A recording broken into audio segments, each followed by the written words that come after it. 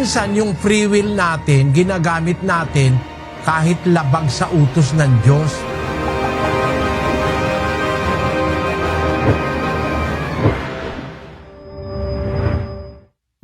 Kahit na may utos ng Diyos, meron tayong free will. Meron tayong kani-kanyang kalayaang pumili ng anumang bagay na gusto natin. Miski sa pagkain, may gusto ng maanghang, mga Bicolano. Merong gusto ng ginataan, mga Batanggenyo, mga Taga-Laguna, mahilig sa ginataan yan, mga Bicolano. Pero sa Pampanga, hindi masyadong gusto yung mga maanghang. Kaya meron kasi tayong kalayaang pumili, ang tawag sa English, free will. Kuminsan yung free will natin, ginagamit natin kahit labag sa utos ng Diyos. Isa sa utos ng Diyos, huwag kang mangangalon niya. Pareho lang yun nung huwag kang papatay kapatid. Basahin natin ang 2:9 ng Santiago. Datapwat kung kayo'y nagtatangi ng mga tao ay nangagkakasala kayo at kayo'y hinahatulan ng kautusan na gaya ng mga suwail. Sapagkat ang sino mang gumaganap ng buong kautusan at gayon may tumitisod sa isa, ay nagiging makasalanan sa lahat. Sapagkat ang nagsabi, huwag kang mangalunya, ay nagsabi naman, huwag kang pumatay. Ngayon, kung ikaw ay hindi nangangalunya, ngunit pumapatay ka, ay nagiging suwail ka sa kautusan. Ang paliwanag ng mga alagad, kapatid, yung mga utos pare-pareho yan eh. Huwag kang mangalunya, huwag kang papatay, sabi niya. Dapat, kung susunod ka, buo. Kasi, halimbawa, hindi ka nga nangangalunya, pumapatay ka naman, nagiging suwail ka sa kautusan sapagkat yung nagsabing huwag kang papatay, yun din ang nagsabi na huwag kang mangangalunya. Ano ibig kong sabihin, kapatid? Para lang yung nangangalunya, sabi na nga ng Diyos, huwag mangangalunya. May mga lalaki, 4 ang asawa. May babae, 6 ang asawa. Ngayon, kung tignan nila yung pumapatay, napakasama. Pero pareho lang yun eh. Nangalunya ka at saka pumatay ka, pareho lang ang nagsabi nun, ang Diyos eh.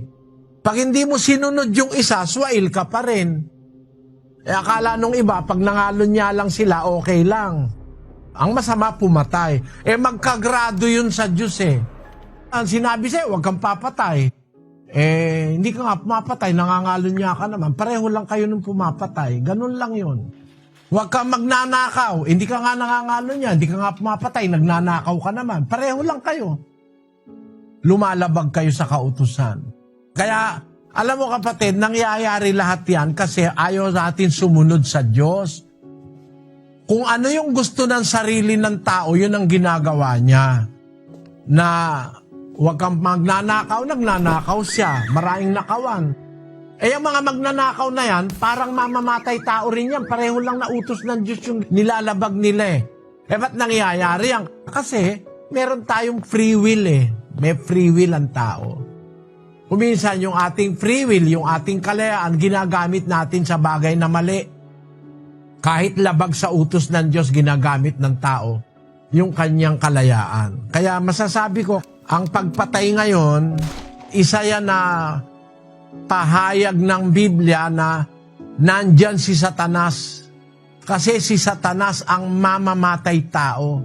Siya unang-unang mamamatay tao. 8:44 ng Juan. Kayo'y sa inyong amang Diablo at ang mga nasa ng inyong ama ang ibig ninyong gawin. Siya'y isang mamamatay tao buhat pa ng una at hindi nananatili sa katotohanan sapagkat walang katotohanan sa kanya.